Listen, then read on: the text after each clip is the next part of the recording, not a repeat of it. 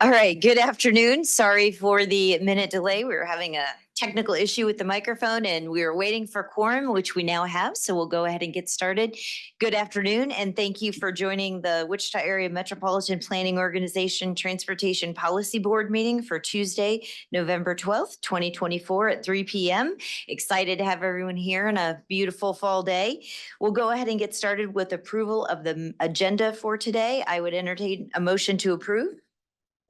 Awesome. Is there a second? Thank you. All those in favor say aye. Anyone opposed? On we go with approval. Next is approval of TPB minutes for October 8th of 2024. That seems like it was a year ago, but it was only a mere month ago. I'm sure everybody's had a chance to thoroughly enjoy all of the minutes. Anybody have any comments or changes that need to be reflected? Seeing none, I would entertain a motion to approve the minutes for October 8th, 2024. Thank you. Is there a second? Thank you. All those in favor say aye. Anyone dreadfully opposed say no. All right, the motion passes unanimously. Next is we have the director's report with Chad. Thank you, Madam. Good afternoon, members of the Transportation Policy Body. We have a few updates to report to you, starting with Peter, Nick, Dora, and Mark. We have a few quick updates. Peter, thank you. Good afternoon, TPP members. We have our regular bi-monthly TIP project status updates. So on page 16 of the WAMPO TIP policy, we have our bi-monthly progress reports for projects programmed to receive WAMPO suballocated federal funding in the current federal fiscal year, or if they've received it in the past, but are not yet finished. So as you can see here on the screen, I'd say the big highlight is that we entered a new federal fiscal year just at the end of September, and we have our new federal fiscal year 2025 projects. In front of you, you all do have that larger printed sheet that has the same table. Makes it a little bit easier to read. Just going through here, I always try to highlight the ones that are in this federal fiscal year. So we're kind of off to the races here. So we have the 53rd Street and Oliver to Woodlawn multi-use path project, anticipated to let in May 2025. The Douglas Seneca to Meridian project, set to let in August of 2025. The 17th Street North I-35 to Hillside, set to let June 2025. The Seneca Street multi-use path, set to let in September of 2025. The Southwest Butler Road Improvement Project from Southwest 170th Street to Southwest 155th Street, set to let in September of 2025. The Wichita Intelligent Transportation Systems on East 21st Street North, early fall of 2025. To be determined yet on the Maple Street pathway. And then we have the Redbud Path from Woodlawn to K96, anticipated to let in September of 2025. This map is also available in your packet on page 11 to take a closer look there. We also have the table of the non-suballocated federal funds in the WAMPO TIP after Amendment 2. This is also available in your packet.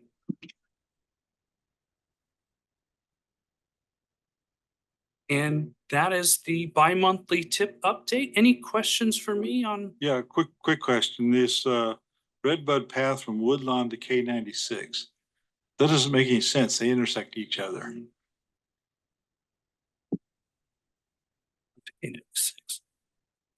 Oh, along that path, it actually does curve up and around. Do I have a map here? Yeah, let's go on page 16. You can see it there, or page 11 of your packet, sorry. That is 40-522. You can see how it goes from Woodlawn over there to K96. And Peter, I can jump in if that's okay. Oh, certainly. So of the 30-mile path, there's 3 miles that aren't completed. The path is already there. It just hasn't had the upgrades and the enhancements that the rest has. So from Woodlawn to K96, We're working on trying to get it developed, including putting a path. Right now, there's just a path, but we'll have like the rest of it has where there's some that's asphalt, some that's gravel, because some people like to walk, run in different elements. Strollers are easier on asphalt and, not gravel. Cleaning up some of the shrub and different things, adding pause points for people to be able to stop and rest if they need to, potentially some shade structures. And then also one of the biggest enhancements will be a pedestrian bridge over Rock Road. And with potential other pedestrian bridges pending funding and different things. So this is a project that I specifically, because it's in my district in the city, have been working on really hard for a couple of years. So this parallels a road that's quite a bit south of that intersection of K-96 and Woodlawn. I don't know what that road is, might be 21st Street. I don't know for sure. But So it's Woodlawn, Rock, Webb, Greenwich. what's the road is parallel? East-west. What's it parallel? Apparently. Those are the cross streets. 21st and 13th.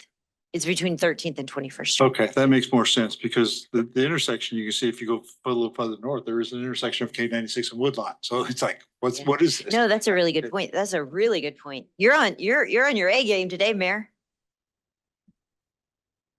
All right. And also the committed funds or carbon reduction program committed funds, the special funding category that cannot go on other projects, that type of. Any other questions on the bi-monthly tip updates? Thank you, Peter. Appreciate it. And this also reflects all of the TPP members' leadership as well. All of these, commitments from Federal Highway Administration and federal dollars to the region. So Nick, let me request Nick on the MTP updates. This is long range transportation plan that Nick has an update. Nick Flanders.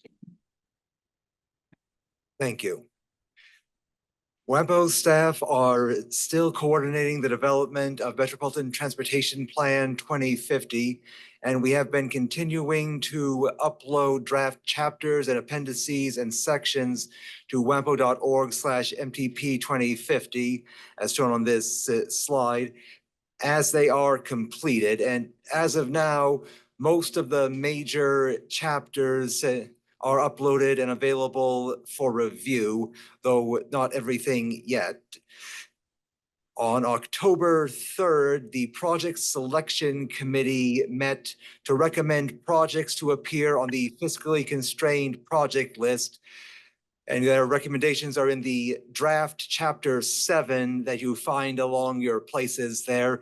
But you'll hear more about that from Peter during action item 4B later in this meeting, when you'll be asked to vote on whether to approve that project list for the MTP.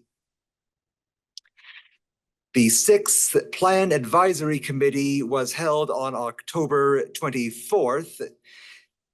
And after all of the chapters and appendices are uploaded and online, then there'll be one last round of review by the Plan Advisory Committee and KDOT and our federal partners.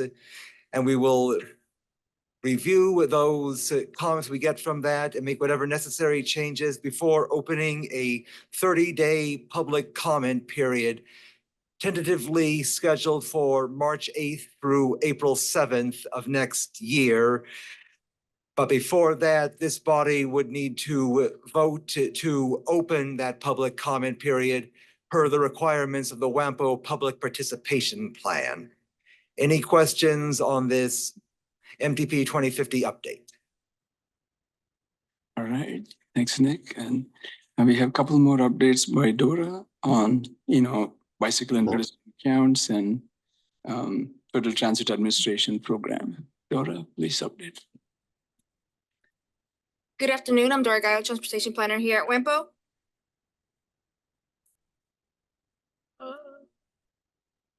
I just want to start by saying thank you again to all our volunteers and for everybody that spread the word about our annual bicycle and pedestrian count. Without the help of our volunteers, we wouldn't have this report. So for the 2024 bicycle and pedestrian count results, you can see the map where we have mapped out all the count locations. There were 36 different locations throughout our region. And we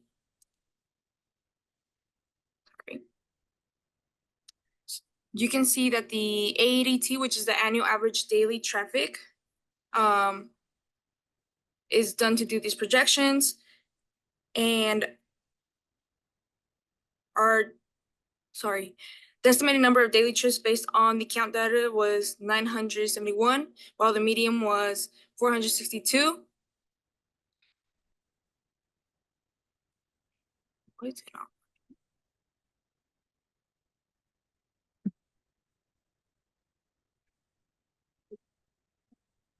On this table, the last three columns, you can see the average daily split between our cycling and then our walking and then our vehicle. And you can see that the numbers are increasing year by year. So we're seeing a lot more active transportation throughout the region. Although we still have a lot of vehicle, but we do see more of our numbers for our bicycle riders and our walkers increasing every year. And you can see those throughout the whole 36 locations that were counted. Our top 5 locations this year were the Arkansas River Path, Keeper of the Plains with 7,301, Broadway and Central with 2,539, Sedgwick County Park at 21st Street with 2,524, Prairie Sunset Trail with 2,460, and Sedgwick County Park at 13th Street with 1,790 counts. And these are the projections, so the yearly projections. You can find the whole report on our website if you go to wampo.org/bicycle-pedestrian. And if you have any comments or questions, you can always email them to me or give me a call. And if you have any questions or comments here now, you can let me know.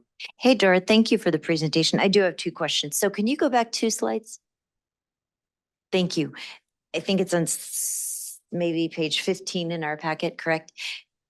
It's really tiny there. It's really tiny here too. But, and it's been a long day. I apologize. When you said you can see the numbers are increasing, I don't see any other years on this chart except for 2024. Yeah, this was just for the 2024 report. We have our other reports online as well. Okay, because you Yeah. said you can see from the chart that they're increasing, but so we. Oh, sorry. My Okay. apologies. No, Not from this no. chart. No apologies. So you could go and look at the report in 2023 that's online and Yeah. then make the comparison side by side. Yeah, we have the other reports on our website as well. Okay, thank So- you. And then my other question, and then others may have questions as well, but I always ask this every time. Great data. We collect more data at WAMPO than anywhere else, I think, in the world, right? We're data rich. What are we going to do with this data?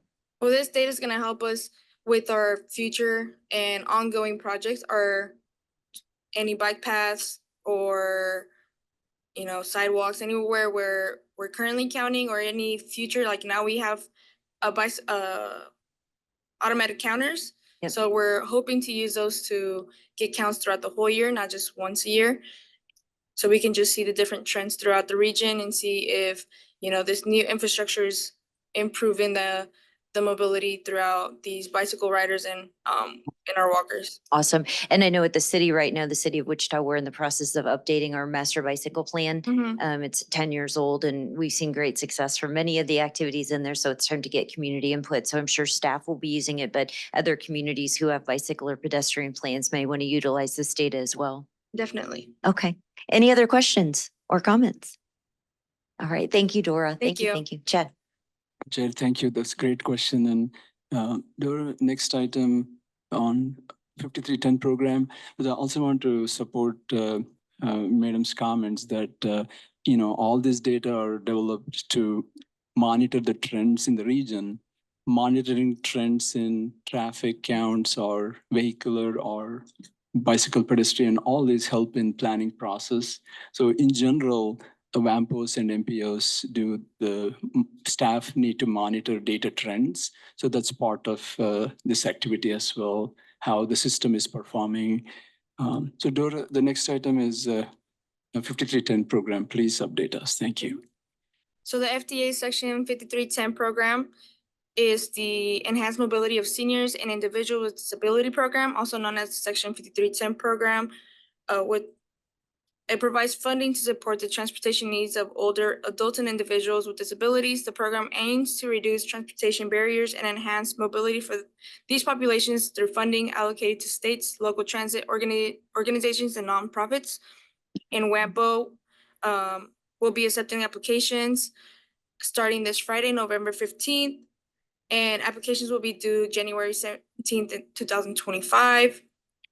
These applications you can submit for a traditional Section 5310 project, which are buses, vans, wheelchair lifts, ramps, and securement devices, transit-related information technology systems, including scheduling, routing, one-call systems, mobility management programs, acquisition of transportation services under a contract, lease, and/or other arrangement, and non-traditional Section 5310 projects are also welcome. So those are traveling, training, volunteer driver programs, construction of an accessible path to a bus stop, including curb cuts, sidewalks, accessible pedestrian signals, or other accessible features, improvements to signage or wayfinding technology, incremental cost of providing same-day service or door-to-door service, purchase of vehicles to support new accessible taxi rides, taxi, ride-sharing, and/or van pooling programs, and then also mobility management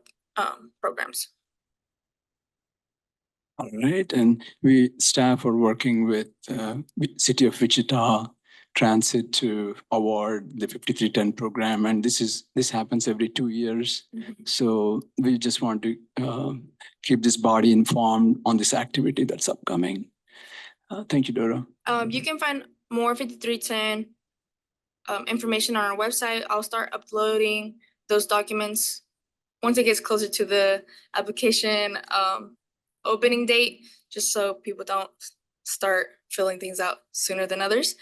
And also, we are looking for members to participate to be in the selection committee for these projects. So if you're interested or know somebody that would be a great candidate, please send them my way and I can provide them with more information.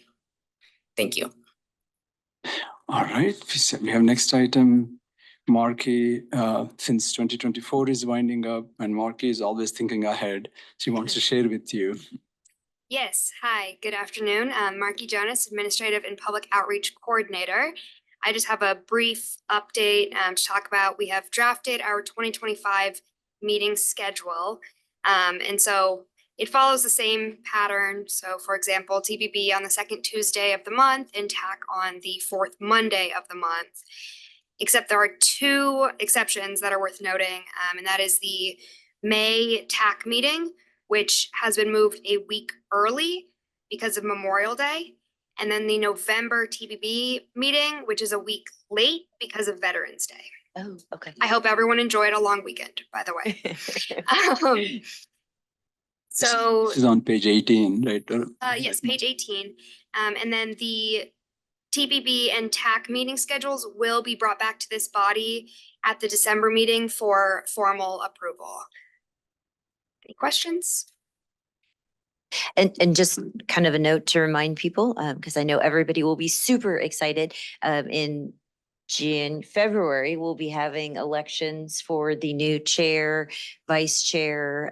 Those are the only two that are elected from here, but then looking for a position at large and whatever. So keep in mind, we'll have elections in February. So if you're interested in learning anything more about being chair, vice chair, I'm sure Russ and I would be happy to answer any questions that you might have. And then that will change the May, August, and November executive committee meeting. So we'll need to make sure what happens. Then we get new people on and people who are no longer in roles taken off. So seeing no questions. Thanks, Marky. Thank you. Thank you, Madam Chair. All right. Thank you very much for the updates. Appreciate it, Chad, and your awesome team. Next, we have consent agenda with Peter. Thanks for joining us again. Very happy to do so. So I have our consent agenda for today. So we have 4 items on there. Go through these here one by one. So we have some updates to the Technical Advisory Committee roster. There's a couple alternates that are being updated for Gary Jansen. We have our contract for on-call legal services. Our current 3-year contract for on-call legal services expires this December. There's a new one on this consent agenda for the following 3 years from starting in 2025. We have our Safe Routes to School Planning Assistance Contract for developing Safe Routes to School plans for the region. That one's very exciting. And then as Dora described, we have our FTA Section 5310 program memorandum of understanding with the city of Wichita. That's also on this consent agenda. Any questions on these items? Seeing none, thank you very much for the information, Peter. Appreciate it. And a vote for the consent agenda means a vote for Kelly to stay part of our team, right? I'm just joking about the contract for on-call legal services. No, actually, I'm gonna be in sort of semi-retirement. Oh. Be available all the time. So you're going to have same firm, but you'll have Evan Hathaway will be your primary attorney. Awesome. Well, congratulations to you. Welcome, Evan. We're going to be your favorite client, I'm sure, soon. Yeah, absolutely. All right. Any questions about consent? Seeing none, I would entertain a motion to approve the consent agenda as presented. Is there a second? Second. Thank you. All those in favor say aye. Anyone opposed? Passes unanimously. Thank you very much, Peter. Appreciate it. Next, we have public comment. Is there anyone here from the public who would like their 3 minutes of fame? Actually, I think I will this time. All Madam right. Oh, Chair. hi, welcome. Thank you. Thank you. Yes. All right, Alan. Let's hear it. And well, really would just like to reiterate the importance of the bicycle and pedestrian count. It is very useful in pursuing different grants, like for the bicycle counters, for example, or the Safe Routes to School funding that we had and will be seeking more of. It's also very useful, as you pointed out, in informing the development of Wichita's bicycle plan. And then, of course, WAMPO will be following that up with its active transportation plan next spring. And this information will certainly be used in informing that.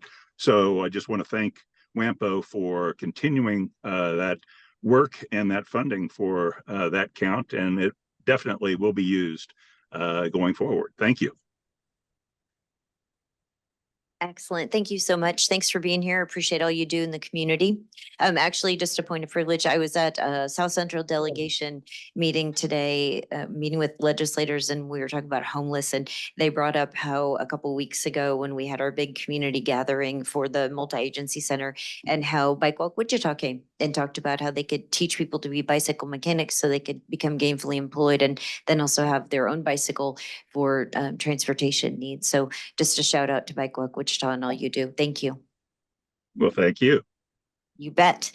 Next, we have 2 action items today. The first is a 2025 Unified Planning Work Program. Chad and Marky, I think, are going to cover this item for us. Madam Chair, thank you. Mark had been helping coordinate with Federal Highway Administration staff and KDOT staff and jurisdictions since June 2024 in developing this Unified Planning Work Program. So Marky, please elaborate on this. Thank you. Yes. So the Unified Planning Work Program, or UPWP, describes WAMPO planning activities and both the activities that we and consultants will undertake during the next year, and then also how federal funding dollars will be allocated. So it is created each year, like Chad said. It's an ongoing process with all of our planning partners, and it serves lots of different purposes. It's not just the budget. It also is planning scope, coordination, public involvement, compliance, scheduling, lots of different things. It is one of our core documents. So I will let you refer to the packet for this. This is just a list of some of the priorities for 2025. I know there's a lot on the slide, Just some of the high-level ones are finishing the development of Metropolitan Transportation Plan, or MTP 2050, and then ongoing safety initiatives and activities, bicycle and pedestrian planning, as well as multimodal and complete streets, also public transit and paratransit, ongoing community engagement, and then administration of the Transportation Improvement Program, and then also ongoing transportation data and modeling. And then, of course, also just helping with our jurisdictions in community projects where we can. Fiscal considerations to consider is that funding for the Unified Planning Work Program comes from various sources, including Federal Consolidated Planning Grant or CPG funds, which do require a 20% local match. So for 2025, the total CPG local match expenditures totaled $2,786,495. And we did hold a public comment period for this document from September 9th through October 8th. One public comment was received. Rather than reading it, I will again refer you to the packet. It's on page 27. The comment just talked about appreciating that paratransit was mentioned and then wanting some more elaboration on that, and then had a comment about the queue line. We just thank you in response to that comment. Does anyone have any questions? Any questions or comments for Marky? Okay, in that case, your action options are to approve the 2025 Unified Planning Work Program as presented, not approve the 2025 Unified Planning Work Program, or approve the 2025 Unified Planning Work Program with specific changes. And the TAC recommendation was to approve as presented. Okay. Any discussion? Seeing none, I would entertain a motion to approve the 2025 Unified Planning Work Program as presented. All those in favor say aye. Is anyone opposed? The motion passes unanimously. Thank you, Marky. Appreciate it. Next, we're going to have Peter, and we're going to do the Metropolitan Transportation Plan 2050 project list. Good afternoon again. We'll go through here. We have the MTP 2050 project list here for your consideration. So going in some background, we have the project selection process. So back in September of last year through the very beginning of February, we had the combined call for projects for MTP 2050 and the federal fiscal year 2025 to 2028 TIP. After that, WAMPO staff and consultants, we scored the projects and reflected them in the travel demand model.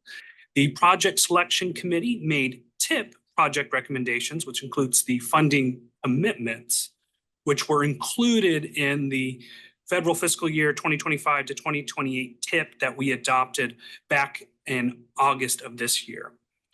On October 3rd, the PSC met to recommend the remaining timeline in MTP 2050 from 2029 to 2050 for those projects for the fiscally constrained project list.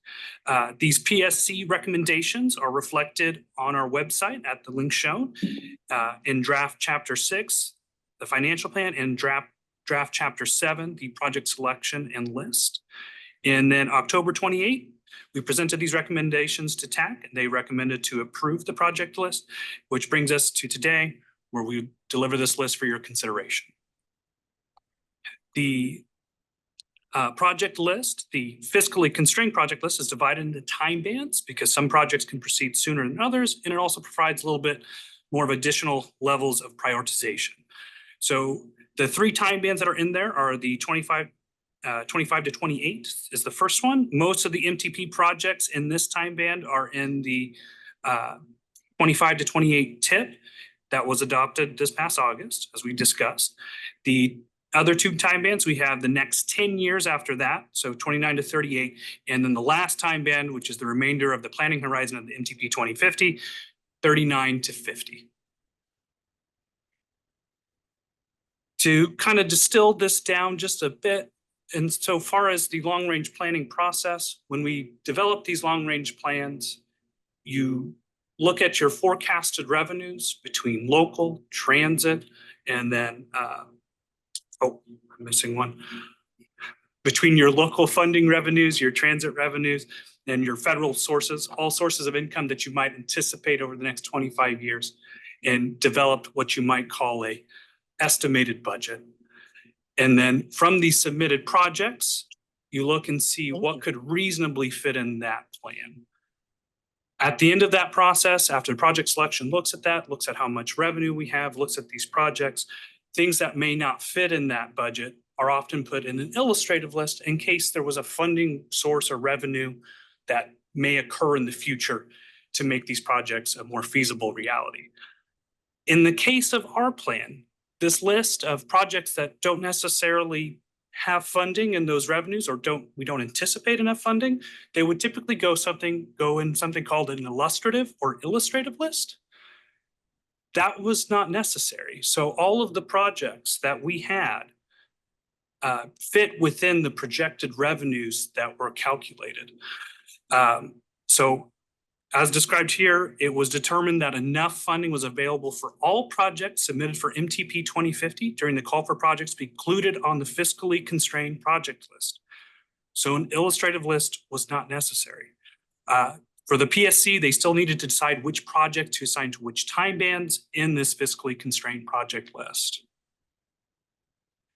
And then also not to forget, in addition to specific transportation improvement projects, the fiscally constrained project list includes category projects, such that any project fitting into one of those categories may qualify for funding, such as public transit, bicycle and pedestrian improvements, traffic flow and safety improvements, ITS projects, and other regional studies that are difficult to pinpoint exactly what you might have in the future. So we create categories of projects and assign revenue to those as well.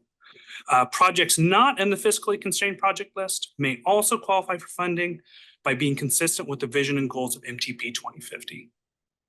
And now going through those project recommendations, we have this map, which is available in the packet.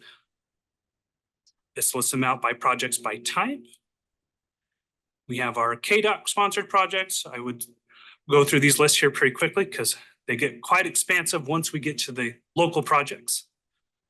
Oh, So here's the 25 to 28 timeline, 29 to 38. And then we have our 39 to 2050 timeline. yeah. Before I read the action options, any questions on the project recommendations? I just have a quick question because I'm a geek like this. Is this the first time that we haven't had an illustrative list? In the past MTP, I believe we had some illustrative projects that were in there. Yeah, I think so too. So, okay. And if anybody wants to see what you had up there, it's in this document, correct? Yes. The pretty one. Yes. Okay, any questions for Peter? Okay. All right. Action options. We can approve the PSC's project selections for MTP 2050 as presented, not approve the project selections, or approve with specific changes. The TAC recommended to approve the PSC's project selections for the MTP 2050 project list as presented. Okay, any more discussion? Seeing none, then I would move that we approve the PSC project selection for the MTP 2050 project list. Is there a second? Thank you. All those in favor, please say aye. Anyone opposed? Passes unanimously. Thank you, Peter. Appreciate it. Next on discussion and updates, so not action items, we have employment sectors. And Peter, you're next on stage again.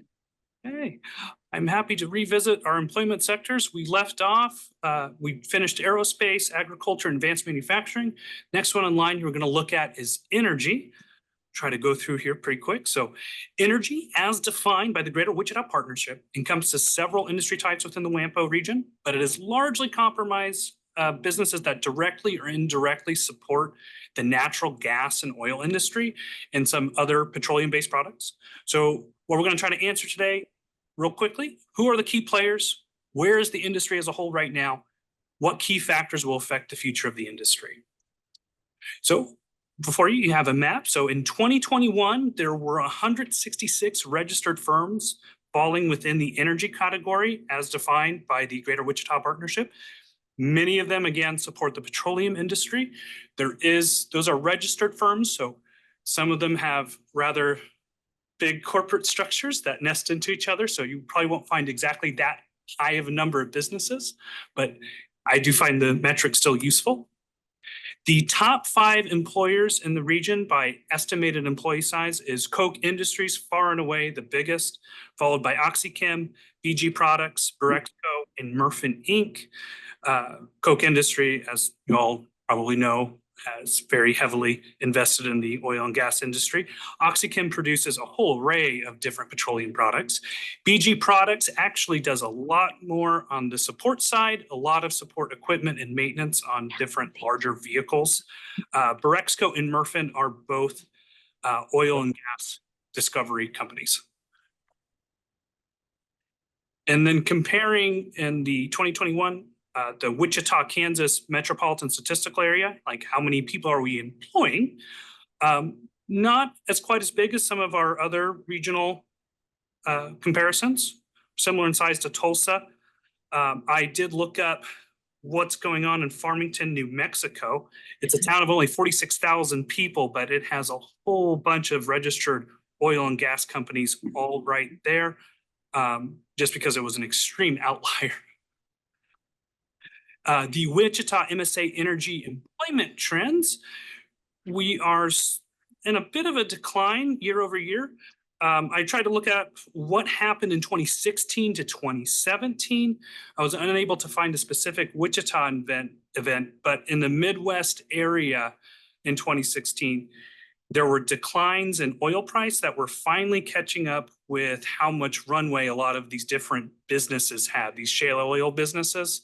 They started to run out of their investment. Oil prices weren't quite as high. Many of them across the Midwest started closing up.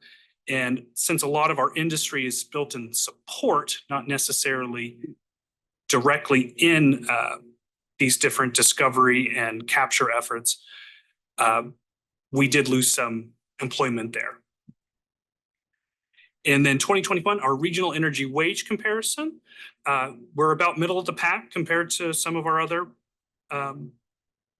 comparative metropolitan statistical areas. Looking at our wage employment, so we are going up year over year in this sector in absolute terms, but going back to 2015, if you take the CPI inflation factor and look at it year over year, it looks like we're about the same, like they have about the same amount of buying power as they did in 2015. And then finally, key factors for the future. Threat of new entrants, there's a lot of high capital requirements for this industry and a lot of government regulation. So it can be difficult for new people to get involved. Threat of substitutes per the Center of Economic Development and Business Research, the energy sector may expand or experience future technological innovations. However, the needs fulfilled by this sector cannot be easily substituted by any other industry. And then the bargaining power of buyers and suppliers, it looks, the pool of major buyers is limited. Options still exist for both buyers and suppliers to bargain and seek contracts with other businesses as necessary. So you still do maintain a level of competition among those two groups. Any questions for me on the energy sector? Questions for Peter?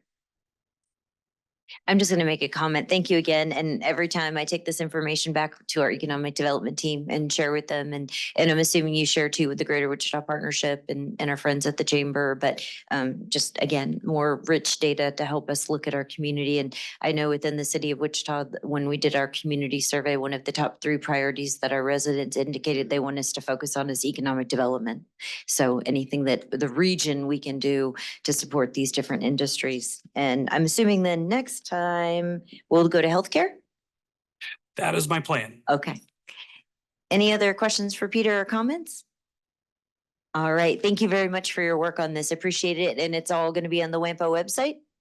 It already is. Already is. Beat me to the punch again. Thank you, Peter. Thank you. Next, for just another discussion item, not an action item, is the Intelligent Transportation System Architecture Update. And we have Matt Baker with us virtually. Matt? Yes, good afternoon, members. Can you hear me? Yes, we can. Thank you, Matt. Perfect. I believe someone there will be navigating the slides. So I thought I would start along on the next slide, just a brief retouch on the nature of the project. And that is that we are wanting to form and engage a steering committee made up of members that are technically savvy and knowledgeable on the subject, and also engage a large stakeholder group as we gather all the data and information that we need to do the following 3 items. And that would be update the region's ITS architecture. This was last updated in 2006. And certainly there's been a lot of technological advancements since 2006.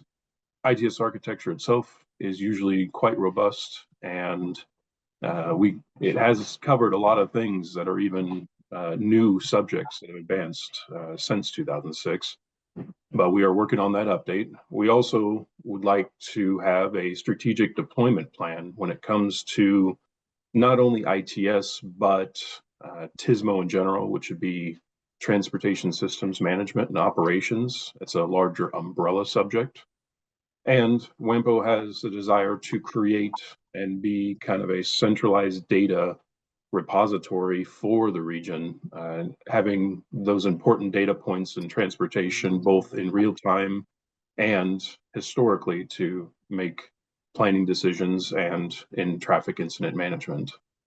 On the next slide, I'll kind of go over where we are in this project and what we've accomplished so far. So we have formed that steering committee and we have met 3 times already. Each of the meetings we've gone over the ITS architecture as we continue that update. We've gone over data and what data makes sense for the region and its stakeholders. And we've gone over a deployment plan that was published in 2019 that we'll talk about next. Going on in this schedule, what we had planned, if you could go back to the previous slide, please. Thank you. We had planned our final steering committee meeting today and a large stakeholder engagement group for tomorrow.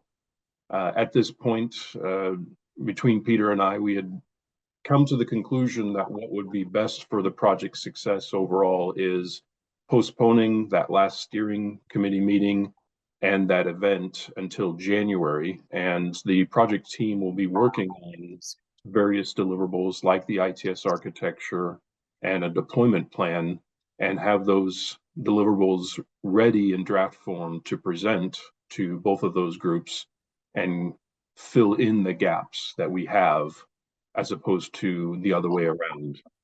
So the schedule will be slightly modified. We will have that last steering committee and that stakeholder event in January, and be able to publish with confidence a lot of different things like the architecture and the strategic deployment plan. So what have we learned so far in our multiple meetings the last couple months? The next slide, I understand that this is quite detailed and quite small and probably not legible, so I'll just go ahead and explain why I placed it up there anyway. This is the TSMO strategic plan that WAMPO published in 2019. All of the elements, all the different subjects, what is important here and what I'm trying to visualize is that you can see in red and yellow that a lot of these efforts have already been accomplished in these short 5 years. So our objective with this project is to evaluate what still remains and what still needs to be accomplished and make additions. You can see the columns are kind of those immediate priorities, those near-term priorities, and those long-term priorities. A lot of those things have shifted, and a lot of those things listed here are ongoing management strategies that will continue to always be lists. You don't want to lose that emphasis of them, but they're not necessarily ones that you would check off and say, this is accomplished, we can move forward. They're the type of strategies that you would want to continually develop and take advantage of. So the definite learning point here is that a lot of things have been accomplished, but it's time to reevaluate this strategic plan. On the next slide, some of the other things that we've already learned when it comes to how ITS has been utilized in the region are these next couple pictures. This one illustrates the cameras that are around the area that help for traffic incident management purposes. Camera is the best way to help visualize what's going on. It usually is meant for real-time traffic management, although there are many advancements in technologies where you could use your video to evaluate and help with planning activities for transportation in the region, depending on how the camera is located. The next slide also helps us illustrate where our message boards are on the system. And those are the ones that help us directly communicate with the traveling public, help them make those real-time decisions, help improve congestion in elements that are both understood and known, like a work zone, but also those elements like an accident that people wouldn't have been aware of until they got close to the area. And then the third picture is an array of sensors that have been deployed. These are mainly speed-based sensors. They do have mild capabilities to detect certain other things like occupancy, but the traffic management center uses them as speed sensors, and it helps alert them to any variations in traffic patterns, which then they go and use the cameras to verify and diagnose, and then the message boards to help with that incident as it occurs and continues to develop. One thing you'll definitely notice between these three photos is that these deployments are very much focused on the national highway system. So some of the things that we will focus on with our deployment strategies, or in what we have had discussions about, are what strategies make sense for the arterials and local streets around the region. This example of sensors, these sensors work for highway speeds. What is a version of a sensor that could help us out on the arterials and local roads, as speeds don't make as much sense on those, but maybe lane occupancy at signalized intersections. These might be more important data points. So going on to the next slide, we'll just kind of talk about what all of this is for and why we'd want to invest in these kind of elements. And, you know, it really helps to have all this data for your planning and budgeting. And then it also helps for those strategic deployments, where and what makes sense based on the needs that are identified in this project. Technology always helps keeping the region agile. The technology itself changes, but the needs of transportation can certainly change as well. And so having the ITS architecture and having valid data, excuse me, will help keep the region at the same level of agility as technology is.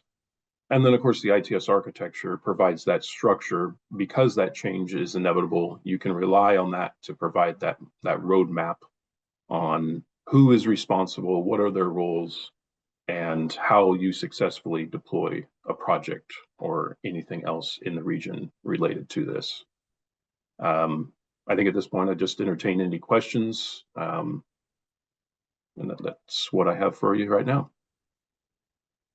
Thank you, Matt. Great job. Yes, we have a question. I just ask how much as AI has developed over time, and I know it's a scary thing for a lot of people, but how much have you talked about using AI in some of that process, whether it's doing counts or things of that nature? So we certainly have seen an escalated use and increase in industry with AI. It's both in those automated vehicles, but also in connected vehicle technology. You have vehicles that are connected to each other, and they're also connected to infrastructure. And while a planning region like this may not have to invest as much knowledge into vehicles connected to each other, what does make sense is, and what we've discussed, is what kind of infrastructure is important to help us understand and take advantage of those AI technologies, but also what information can we provide connected vehicles to make better decisions and understand what environment they're operating in.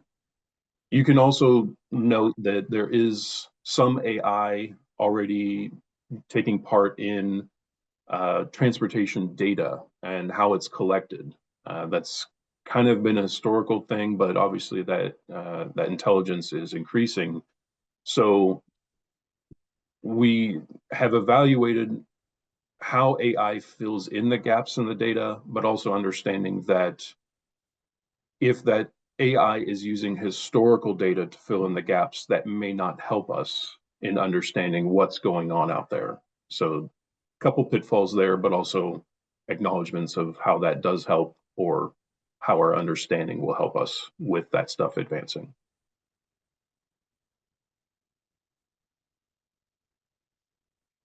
That answer your question? All right. Any other questions or comments for Matt? I have a question. Yes, sir. On your map, western Sedgwick County, 400 goes past Wichita on to Goddard and Garden Plain and Cheney. What types of tracking do you have in place right now? Because it looked like it stopped somewhere about Mays Road. Just from looking at the map, I'd just be curious to know what you're doing I think on west. Yeah, these photos are comprehensive to my knowledge. That doesn't mean that there aren't some deployment projects that are already in the works. I would have to get some additional information for you on that level of detail on what exists out there. Well, I know from being the mayor of Goddard that we got about 20,000 people going up and down 54 each day. And I know part of it's local traffic, part of it's regional, part of it's people from Goddard going to work in Wichita, and about the same number of people are driving from Wichita to Goddard to work. But it would be interesting to know, as you go on out with all the development, not only in Goddard, but in western Sedgwick County. I know the school district, Goddard School District has 40 some developments either platted or in plans. So there's a lot of development out further west, and the traffic's increasing every time they open up a new apartment or put somebody in a new duplex. So yeah, I'll certainly look up any information that's available and get it to you. Thank you. I think Thank Peter also wants to address it. Just to mention on the source, the cameras and dynamic messaging signs were from the locations were from 2022. The sensor data was received just this year on where those are as of the most current deployments that we have. I'd be curious to see kind of what's planned for the next 3 or 4 years too. If there's an ongoing plan, it'd be nice to take a peek at that information. Certain. I think that would be. Sorry, go ahead, Peter. Oh, I was just agreeing. I think that'd be a wonderful thing to put in the plan to see where we do want to expand, which way in the future. Yeah, if it's not already planned, I think we will take that under advisement as something that should be as a part of a strategic deployment plan in this particular project. Any other questions or comments? I don't see any from here. Matt, thank you very much for your presentation. Peter, thanks for jumping in. Appreciate it. Thank you. Thank you. Next on the agenda is committee and partnership updates. Regarding the executive committee is supposed to meet this Thursday at 11 a.m. We do have quite a few conflicts from the executive committee members. And so in an abundance of transparency, I'm going to let you know what the agenda items are, but we will actually not be meeting.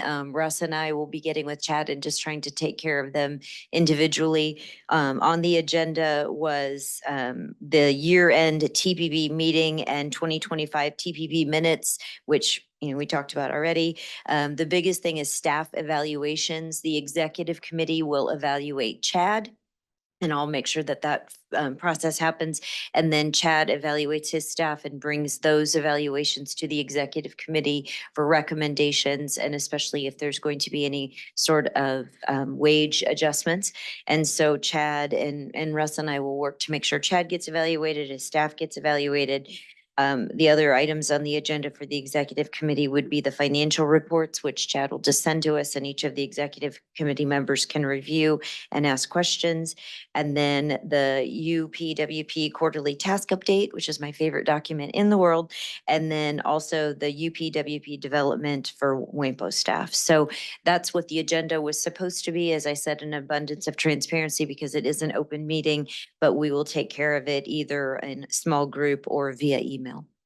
And then we will meet the next time because of Markey and being so page 18. February 6th will be the next executive committee meeting. Anyone have any questions about exec committee? Awesome. Always open and open meetings, and invite anyone who wants to attend that can. Next, I think we saw Mike Moriarty from KDOT. Mike, are you with us today? Yes, I am. Can you hear me all right? Hey, welcome. It's great to be welcome. Thanks for having me. Hey, just a couple of quick updates from Topeka on the personnel front. I am hoping to announce a new Chief of Transportation Planning later this week. We've completed the interviews. We have a preferred candidate in mind. We're just waiting on the paperwork to clear. I'm sure we can all understand that process. So once we get the thumbs up from HR, I will make an announcement. Also wanted to talk about an initiative we have underway. I actually kicked this off a couple months ago. We're going through a process to review our project scoring process and the methodology that we use to score projects. Like I said, it's been underway for a couple of months now. We are kicking off the external stakeholder engagement process next week. We do have an external stakeholder committee meeting scheduled for November 20th. Following that event, we're going to have a round of statewide listening sessions the first 2 weeks in December. During those sessions, we'll help people understand our scoring process, and they can provide some input on what a future scoring process should look like. Those dates are forthcoming, but tentatively we do have a calendar date in South Central Kansas the first week of December. Maybe on a Thursday, the first week in December. Don't quote me on that yet. That is our tentative dates. A couple of quick notes on that scoring update or scoring review process. We're not looking to change the scoring process that we currently use under the IKE transportation program. This will be a scoring process for future 10-year transportation funding programs. We're also not planning to change local consult itself. I've heard kind of a rumor that some people are under the impression KDOT is trying to change the local consultation process. That is not the case. What we're doing right now is just taking a look at the scoring process for our large capital type projects. And that scoring update, it's being led by myself, Colby Farlow, and Deputy Secretary Vanessa Lamoureux. So with that, Madam Chair, I believe that concludes my update, and I can certainly stand for any questions. Thank you. And thanks for addressing that about the local consult. I'd kind of heard a few things about that too. So any questions for our good friend Mike in Topeka? I don't see any. You did such a great job. We don't have any questions, Mike. So thank you. And hopefully we'll see you here soon. Sounds great. Thank you so much, all. Thank you. How about KDOT, the Wichita Metro Division? Any updates for us today? Currently north and southbound I-135 under K-254 is receiving maintenance. Traffic is being reduced to one lane on both in both directions. Maintenance is estimated to take 2 weeks for each lane. The westbound US 54 Kellogg exit ramp to southbound I-135 will be reopened on Friday, November 15th. This is the last phase of a 4-phase project at the Kellogg I-135 interchange. So it's, we're nearing the end of construction season. So I encourage everybody to try that ramp out. It should be really nice. The southbound I-235 ramp to northbound I-135 will be closed for Tuesday, from Tuesday, November 12th. To Friday, November 15th. The closure is for a partial depth concrete repair. Any questions? Lots going on. Orange cones and cranes make me happy. And finally, Rick, are you with us from Federal Highway Administration? Good Anyone afternoon. else? You don't have Rick, Okay. but you've got Will Sharp. Hey, Will. Hello. Hi. I have no updates to share with you all this afternoon. All right. Thank you very much. Any other agenda items or any other updates for the good of the body? Seeing none, and I'd like to point out 1 hour and 1 minute. Good job, team. Seeing none, I would entertain a motion to adjourn. All those in second, all those in favor say aye. Anyone opposed, you can stay. See you next month. Have a great Thanksgiving, friends. Bye.